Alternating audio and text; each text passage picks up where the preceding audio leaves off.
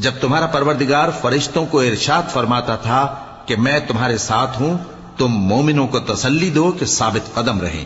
میں ابھی کافروں کے دلوں میں روب و ہیبت ڈالے دیتا ہوں، سو ان کی گردنیں اڑا دو اور ان کی پور پور توڑ دو۔ یہ سزا اس لیے دی گئی کہ انہوں نے اللہ اور اس کے رسول کی مخالفت کی، اور جو شخص اللہ اور اس کے رسول کی مخالفت کرتا ہے تو اللہ بھی سخت عذاب دینے والا ہے۔ یہ مزہ تو یہاں چکھو، اور یہ سمجھ لو کہ کافروں کے لیے آخرت میں دوزخ کا عذاب بھی تیار ہے۔ اے اہل ایمان، جب میدان جنگ میں کفار سے تمہارا مقابلہ ہو تو ان سے پیٹھ نہ پھیرنا، اور جو شخص جنگ کے روز اس صورت کے سوا کہ لڑائی کے لیے کنارے کنارے چلے، یعنی حکمت عملی سے دشمن کو مارے یا اپنی فوج میں جا ملنا چاہے، ان سے پیٹھ پھیرے گا تو سمجھو کہ وہ اللہ کے غضب میں گرفتار ہو گیا، اور اس کا ٹھکانہ دوزخ ہے،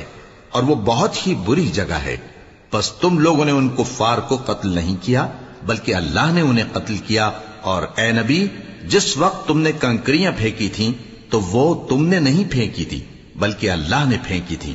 اس سے غرض یہ تھی کہ مومنوں کو اپنے احسانوں سے اچھی طرح آزما لے، بے شک اللہ سنتا ہے، جانتا ہے۔ ہوا بھی یوں ہی، اور کچھ شک نہیں کہ اللہ کافروں کی تدبیر کو کمزور کر دینے والا ہے۔ کافروں، اگر تم فیصلہ چاہتے ہو تو تمہارے پاس فیصلہ آ چکا، اگر تم اپنے افعال سے باز آ جاؤ تو تمہارے حق میں بہتر ہے، اور اگر پھر نافرمانی کرو گے تو ہم بھی پھر تمہیں عذاب کریں گے، اور تمہاری جماعت خواہ کتنی ہی بڑی ہو تمہارے کچھ بھی کام نہ آئے گی، اور اللہ تو مومنوں کے ساتھ ہے۔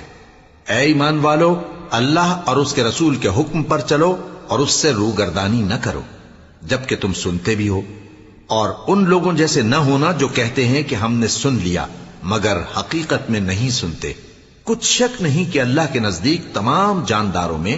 بدترین وہ بہرے گونگے لوگ ہیں جو عقل سے کام نہیں لیتے، اور اگر اللہ ان میں خیر کی طلب دیکھتا تو ان کو سننے کی توفیق بخشتا، اور اگر یوں ہی انہیں سنوا دیتا تو وہ منہ پھیر کر بھاگ جاتے۔